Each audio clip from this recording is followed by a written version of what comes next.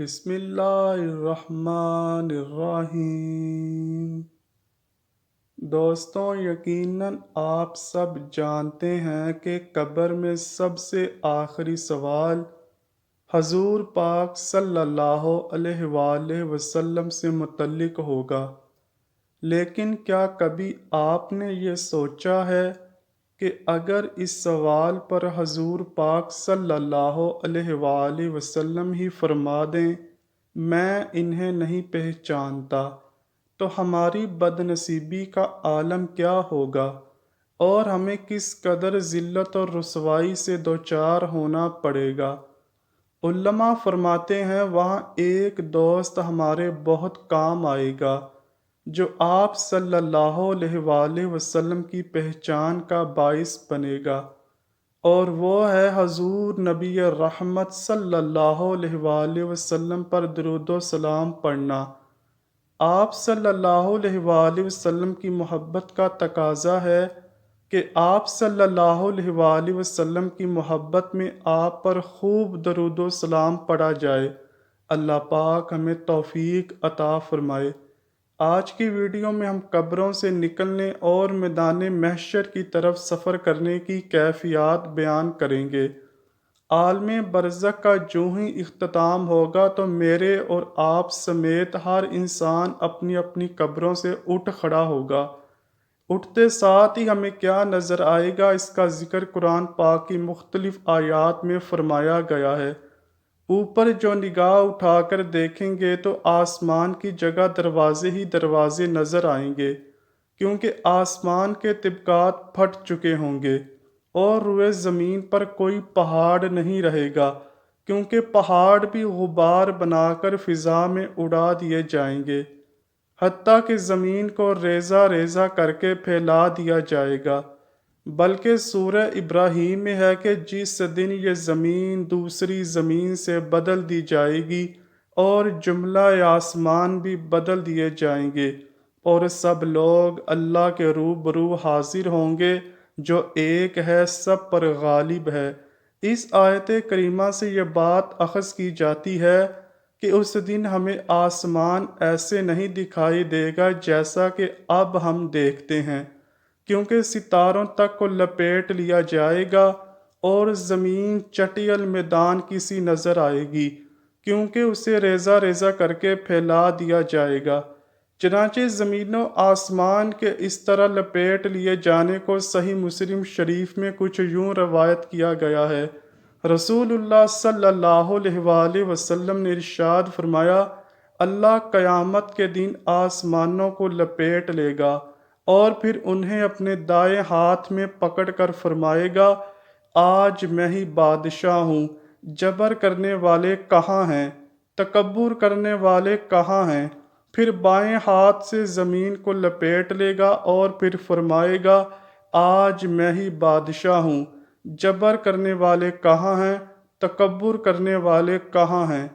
ہمیں قبروں سے اٹھنے کے بعد جو سب سے واضح چیز دکھائی دے گی وہ سورج ہوگا، جس کے بارے میں رسول اللہ صلی اللہ علیہ وآلہ وسلم کا فرمان عالی شان ہے، روز قیامت سورج بندوں کے قریب کر دیا جائے گا، یہاں تک کہ 1 یا 2 میل کی مسافت پر ہوگا۔ راوی بیان کرتے ہیں کہ میں نہیں جانتا ان میں سے کون سا میل مراد ہے، زمین کی مسافت یا وہ سلائی جس سے سرما لگایا جاتا ہے۔ فرمایا پھر سورج انہیں پگھلائے گا، یہاں تک کہ ہر کوئی اپنے اعمال کے مطابق پسینے میں ڈوب جائے گا، بعضوں کو ٹخنوں تک، بعضوں کو گھٹنوں تک، کچھ کو کمر تک پسینہ لپیٹ میں لے لے گا۔ بعض لوگوں کا پسینہ ان کے منہ تک پہنچ کر ان کا منہ ایسے بند کر دے گا جیسے ان کو لگام دی گئی ہو۔ راوی بیان کرتے ہیں کہ میں نے دیکھا کہ رسول اللہ صلی اللہ علیہ وآلہ وسلم اپنے ہاتھ سے منہ مبارک کی طرف اشارہ فرما رہے ہیں کہ یوں لگام دی جائے گی۔ دوستوں، قبروں سے اٹھتے ہی لوگوں کو 3 گروہوں میں تقسیم کر دیا جائے گا۔ ان میں سے ایک گروہ وہ ہوگا جنہیں منہ کے بل گھسیٹ کر اللہ رب العزت کی بارگاہ میں پیش کیا جائے گا۔ لہٰذا فرشتے انہیں منہ کے بل گھسیٹ کر لے جا رہے ہوں گے۔ دوسرا گروہ ان لوگوں کا ہوگا جو اپنے پاؤں پر چلتے ہوئے میدان حشر کی طرف جا رہے ہوں گے، اور تیسری ایسی باوقار شخصیات ہوں گی جن کے لیے فرشتے سواریاں لیے حاضر ہوں گے، اور وہ ان سواریوں پر سفر کرتے ہوئے میدان حشر تک پہنچیں گے۔ چنانچہ حضرت ابو ہریرہ رضی اللہ تعالیٰ عنہ سے روایت ہے کہ رسول اللہ صلی اللہ علیہ وآلہ وسلم نے فرمایا، روز قیامت لوگ تین حالتوں میں اٹھائے جائیں گے۔ پہلی قسم کے لوگ پیدل چلیں گے، دوسری قسم کے لوگ سواریوں پر سوار ہوں گے، اور تیسری قسم کے لوگ چہروں کے بل چلیں گے۔ عرض کیا گیا، یا رسول اللہ صلی اللہ علیہ وآلہ وسلم، چہرے کے بل بلا کیسے چلیں گے؟ فرمایا، جس خدا نے انہیں قدموں پر چلایا ہے وہ منہ کے بل چلانے پر بھی قادر ہے۔ وہ اپنے منہ کو ہر اونچی جگہ اور کانٹوں سے بچانے کی کوشش کریں گے۔ یہاں ایک بات واضح رہے کہ قبروں سے اٹھنے کے بعد یہ دوسرا سخت ترین مرحلہ ہوگا۔ اب تین گروہوں میں کون کون شامل ہوں گے؟ وہ لوگ جو اپنی زندگی اللہ کی محبت اور فرما برداری میں بسر کرتے ہیں، وہ اس گروہ میں شامل ہوں گے جن کو عزت و احترام کے ساتھ سواریوں پر سوار کیا جائے گا۔ وہ لوگ جو گناہ و ثواب کے ساتھ ملی جلی زندگی بسر کرتے ہیں، وہ لوگ پیدل ہوں گے اور حواس باختہ ہو کر دوڑے لگا رہے ہوں گے، اور منہ کے بل گھسیٹے جانے والوں میں وہ لوگ ہوں گے جو دنیا کے مال و دولت، عیش و آرام، لذتوں اور شہوتوں کے حصول کے لیے دھوکہ، دجل و فریب، حسد و بغض وغیرہ میں مبتلا رہے ہوں گے، اور اسی گروہ میں کفار بھی آتے ہیں۔